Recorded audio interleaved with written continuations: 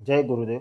गुरुर्ब्रह्मा गुरुर्विष्णु गुरुदेव महेश्वर, गुरु साक्षात परब्रह्म तस्मै श्री गुरुवे नमः। गुरु के चरणों में बारंबार वंदन कर आज इस इकाई को हम शुरू करते हैं। शनि रवि सोम मंगल बुध गुरु शुक्र, यही क्रम है ना हमारे साप्ताहिक दिनों का। मगर यही क्रम क्यों और कोई क्रम में नहीं लिए गए इन दिनों को? तो दोस्तों, मैं धर्मेश राजीवड़े आपका मेरे इस चैनल में बहुत बहुत स्वागत करता हूं और आपसे अनुरोध करता हूं कि अगर आपने अभी तक मेरे इस चैनल को सब्सक्राइब नहीं किया है तो कृपया इसे तुरंत सब्सक्राइब करें, ताकि आने वाले समय में मैं आपको ज्योतिष शास्त्र के नए नए विषयों की जानकारी दे सकूं। आपके प्रश्नों व दुविधा कमेंट बॉक्स में शेयर करें और बेल आइकन को दबाना ना भूलें। धन्यवाद। तो दोस्तों, हम जानते हैं कि हमारे साप्ताहिक दिनों के नाम अवकाशीय ग्रहों के नाम से रखे गए हैं, पर क्या आपने कभी यह सोचा है कि हमारे इन साप्ताहिक दिनों को, जो कि शनि रवि सोम मंगल बुध गुरु शुक्र इस क्रम में है, इन्हें इसी क्रम में ही क्यों लिया गया है? इन्हें और कोई क्रम में क्यों नहीं रखा गया है? तो इसके पीछे ज्योतिषीय कारण है। ज्योतिष के मुताबिक अहोरात्र यानी दिन और रात होता है। हमारे सनातन धर्म में इस सूर्योदय से शुरू करके दूसरे दिन के सूर्योदय तक के समय को एक दिन माना जाता है और दिन और रात मिलाकर कुल 24 होरा यानी 24 घंटे होते हैं, जिन्हें हम अंग्रेजी में 24 आवर्स यानी एक दिन कहते, वन डे कहते हैं। ज्योतिष शास्त्र के मुहूर्त शास्त्र के मुताबिक हर एक होरा को एक ग्रह प्रभावित करता है, इसलिए इस हर एक होरा या घंटे को उस ग्रह की होरा कहते हैं।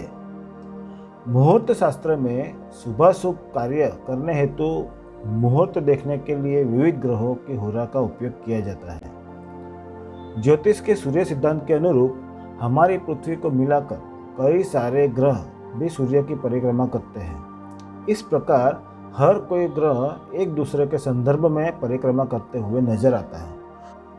तो इन्हें अगर पृथ्वी के संदर्भ में बात करें तो हर एक ग्रह को एक परिक्रमा पूर्ण करने के लिए उनकी गति के अनुरूप अलग अलग समय लगता है।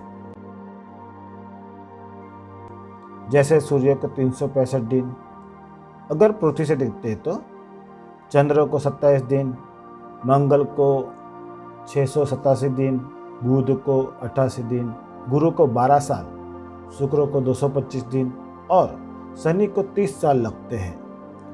तो अब इन ग्रहों को उनके परिक्रमा पूर्ण करने लगने वाले समय के क्रम में के मुताबिक रखा जाए तो वे कुछ इस प्रकार से होंगे: शनि, गुरु, मंगल, सूर्य, शुक्र, बुध और चंद्र। तो जैसे मैंने कहा कि एक ग्रह हर एक होरा को प्रभावित करता है, तो इस प्रकार अगर ग्रह को परिक्रमा पूर्ण करने के समय के क्रम से होरा को देखा जाए तो पहली होरा शनि की, दूसरी गुरु की, उसी क्रम को आगे बढ़ाएंगे तो 7वें क्रम पर चंद्र की होरा होगी और उसके बाद फिर से शनि की होरा शुरू हो जाएगी। इस प्रकार 24वां घंटा यानी 24वीं होरा मंगल ग्रह की आती है।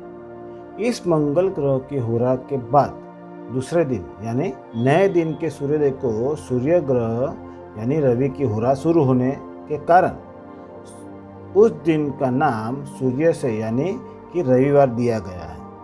उसी क्रम को आगे बढ़ाएंगे तो सोमवार, मंगलवार, बुधवार, गुरुवार, शुक्रवार और शनिवार भी मिलेंगे। तो अब आप समझ गए होंगे कि हर सुबह नए दिन के सूर्योदय के समय जिस ग्रह की होरा होती है उस ग्रह के नाम से उस दिन का नाम दिया गया है और इसके मुताबिक यह क्रम भी आया है। तो आगे नई जानकारी या विषय के साथ मैं आपके सामने फिर से उपस्थित होऊंगा। तब तक के लिए मैं अपनी वाणी को विराम देता हूँ। जय गुरुदेव।